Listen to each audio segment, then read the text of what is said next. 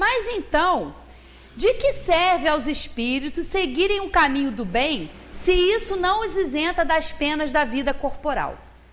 Chegam mais depressa ao alvo.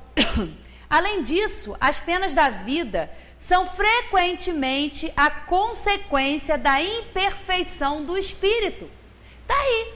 Enquanto nós tivermos essas inferioridades, a encarnação ela vai ser necessária.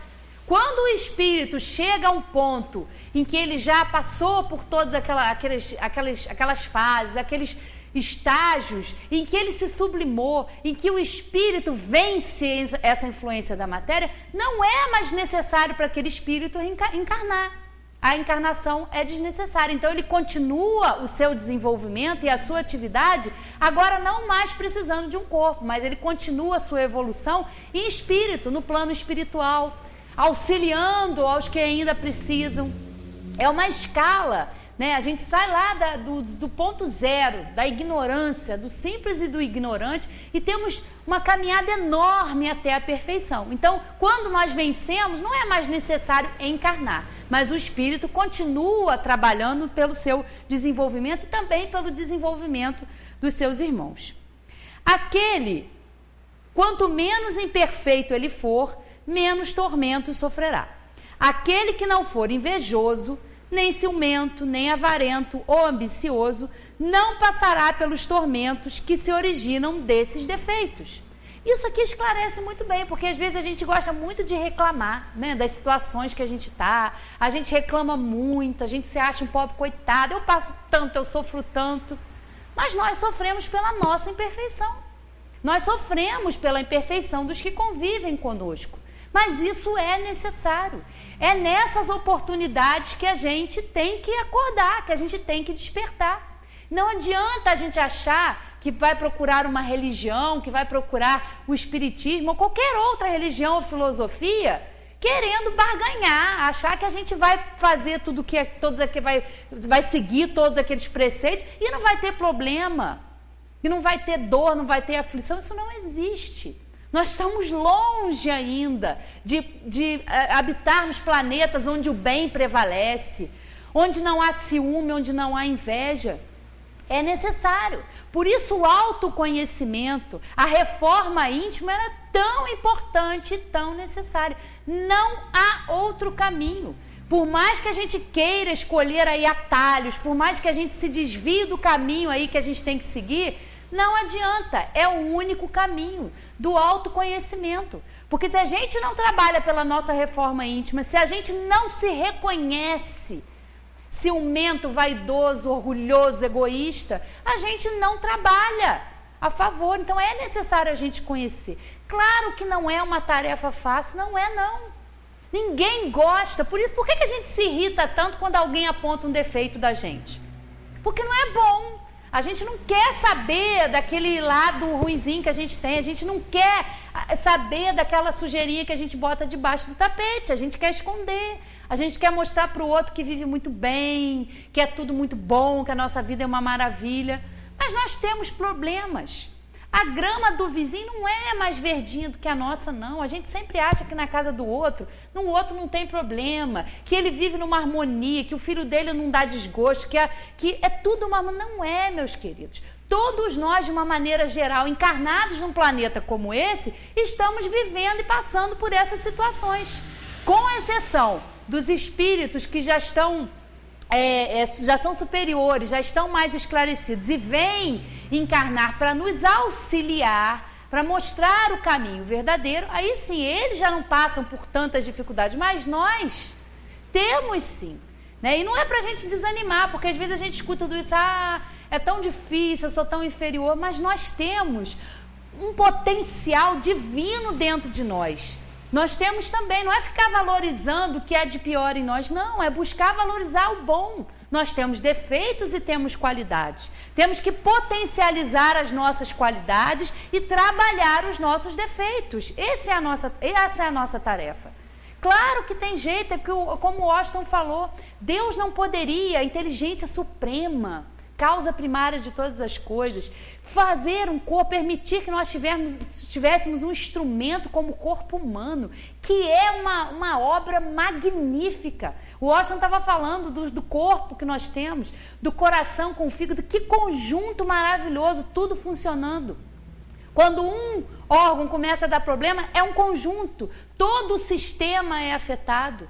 É uma perfeição que nós temos. E é claro que Deus, nos dando a oportunidade de habitar um corpo, uma máquina tão perfeita, um mecanismo físico tão perfeito, é claro que isso não poderia estar perdido. Nós vamos utilizar esse instrumento físico enquanto for necessário. É nossa responsabilidade cuidar, não ser negligente quanto à saúde, como disse Washington, com vícios, com excesso de trabalho, com excesso de comida. É necessário a água, é necessário o alimento correto, é necessário as horas de sono.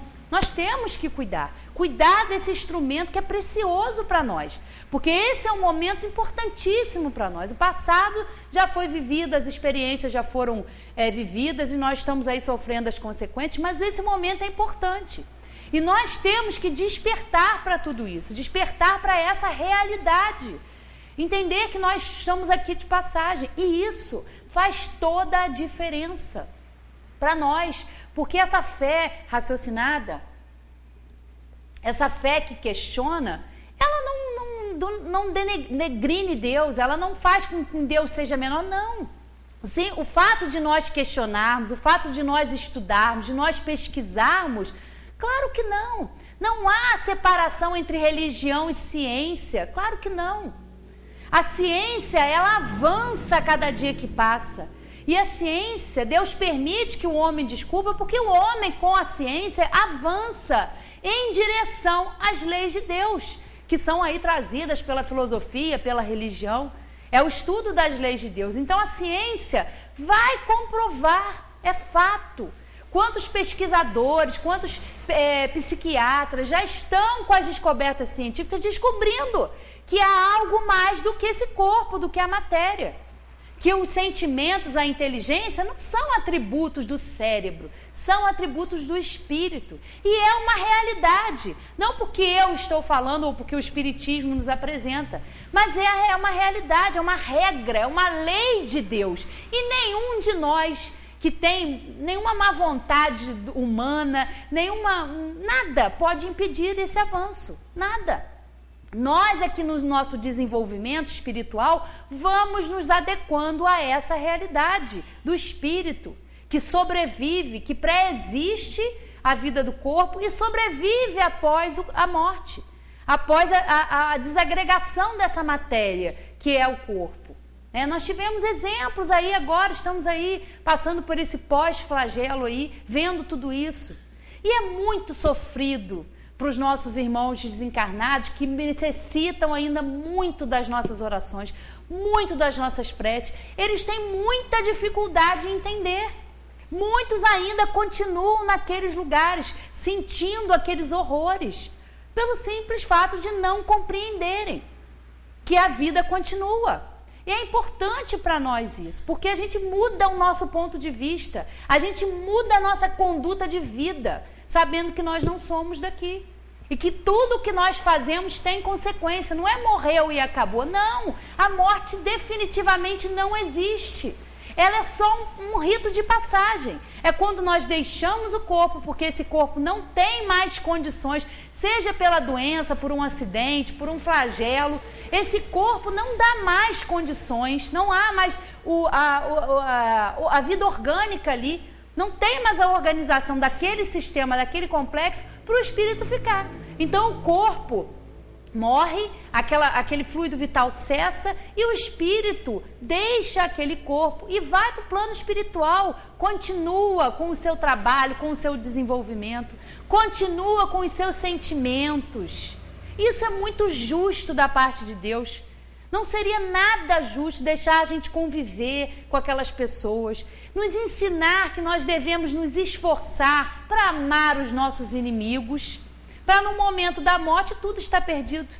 A gente nutrir às vezes né, na nossa existência a gente tem esse exemplo de, às vezes, a gente tem uma antipatia, uma inimizade com uma pessoa, a gente não gosta, a gente fala, o meu santo não cruza com daquela pessoa, mas ao longo da nossa vida nós temos a oportunidade de fazer daquele inimigo, daquele antipático, um amigo, um simpático. E é claro que esse esforço não é em vão. Nós nos esforçaríamos tanto para quando chegar o momento da morte, acabou, cada um vai para um canto. Não é assim. Nós mantemos as nossas relações com os nossos entes queridos que se foram. Nós não temos mais, nós somos privados momentaneamente do convívio com o nosso ente querido. Mas materialmente falando, espiritualmente jamais.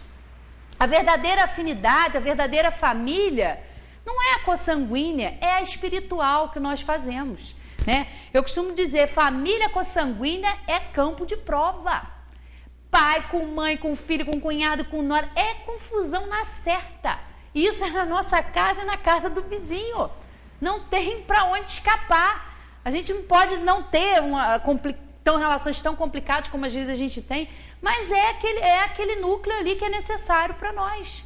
Né? A família consanguínea é um lugar, é um ambiente, é um núcleo onde espíritos simpáticos e antipáticos vão estar reunidos, exatamente para exercitarem isso, exercitarem o amor, exercitarem a caridade. Isso sim é a caridade, né? A caridade de dar esmola, de dar, essa é a mais fácil de todas. Agora, a caridade realmente, como Jesus entendia e como o Espiritismo vem nos explicar, é diferente. A caridade é ter benevolência para com todos, é perdoar. Que coisa mais difícil para nós do que perdoar?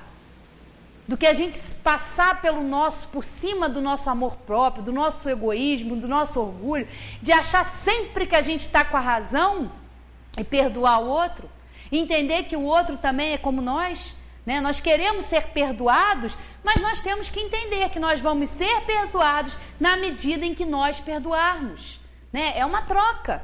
Então nós vamos oferecer, vamos ser fraternos, vamos conviver aí com os nossos afetos e com os nossos desafetos, mas tudo isso é necessário.